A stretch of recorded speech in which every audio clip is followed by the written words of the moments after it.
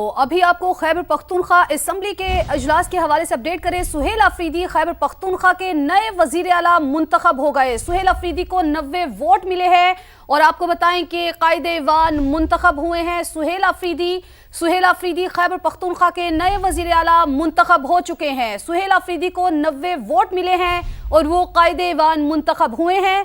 तो अहम डेवलपमेंट जिसके हवाले से आपको अपडेट कर रहे हैं। सुहेल अफरीदी खैबर पख्तूनख्वा के नए वजीर आला मुंतखब हो चुके हैं। सुहेल अफरीदी को 90 वोट मिले हैं और वो कायदे-ए-वान मुंतखब हुए हैं। अहम डेवलपमेंट, अहम खबर जिसके हवाले से आपको अपडेट करें। सुहेल अफरीदी खैबर पख्तूनख्वा के नए वजीर आला मुंतखब हो चुके हैं। सुहेल अफरीदी 90 वोट लेकर कायदे-ए-वान मुंतखब हुए। इरफान मूसा ज़ई ने हमें ज्वाइन किया है।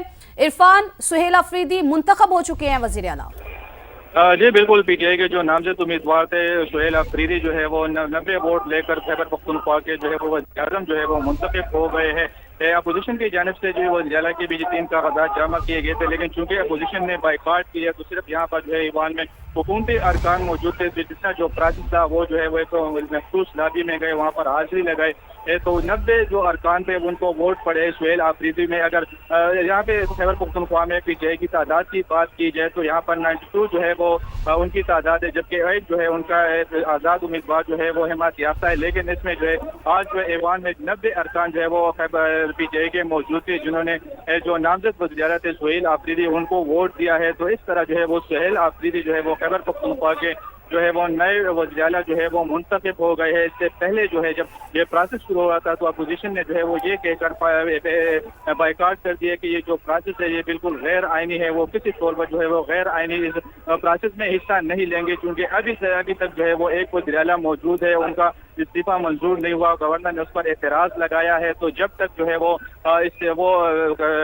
जो साबिक वज़ीर आला है अली अमीन गंडापुर वो अपने दस्तखत भी जो है वो तस्दीक नहीं करता था गवर्नर हाउस में, तो उस वक्त जो है वो इस्तीफा मंजूर नहीं होता। तो उसके बाद जो है वो स्पीकर खैबर पख्तूनख्वा असेंबली सलीम सुवादी ने कहा कि हम जो प्रोसेस कर रहे ये बिल्कुल आइनी है और मैं जो है वो कस्टोडियन ऑफ द हाउस जो है होते हुए इस प्रोसेस को हर हाल में मुकम्मल करूंगा। उसके बाद जो है उसने इलेक्शन जो है वो अनाउंस किया और जो तरीकाकार था वो बताया। तो उसके बाद एक मखसूस लाबी में जो हुकूमती अरकान है वो वहाँ पर चले गए, वहाँ पर उनके दस्तखत उन्होंने किए और अब जो है वो दोबारा जो है वो अरकान जो है वो असेंबली हाल में जो है वो दाखिल हो गए हैं। दो मिनट का टाइम दिया गया है, जिसके बाद जो है वो बाकायदा तौर पर जो है वो सुहेल अफरीदी को जो है वो वज़ीर आला मुंतखब होने का जो है वो स्पीकर ऐलान करेंगे। तो इसी तरह जो है वो अपोजिशन के बाइकआउट के बावजूद खैबर पख्तूनख्वा असेंबली में जो है वो पीटीआई ने जो है वो इलेक्शन करवाया और बिल्कुल एकतरफा इलेक्शन था, क्योंकि यहाँ पर जो है वो अपोजिशन के अरकान जो है वो नहीं थे। तो जो है वो 90 वोट लेकर सुहेल अफरीदी जो है वो वज़ीर आला मुंतखब हो गए। अच्छा इरफान, जिस तरह से आपने कहा कि जो गवर्नर है उनके पास इस्तीफा गया, लेकिन उन्होंने एतराज़ लगाकर इस्तीफे को वापस कर दिया, दस्तखत के ऊपर उन्होंने एतराज़ उठाया था। तो जब आपने कहा कि अपोजिशन ने इसका बायकॉट किया है पूरे अमल का, तो पीटीआई खुद ब खुद ही उनकी जो तादाद है उन्होंने वोट दिया, 92 तादाद है लेकिन 90 ने वोट दिया है, उनको 90 वोट पड़े हैं और वो कामयाब हुए हैं।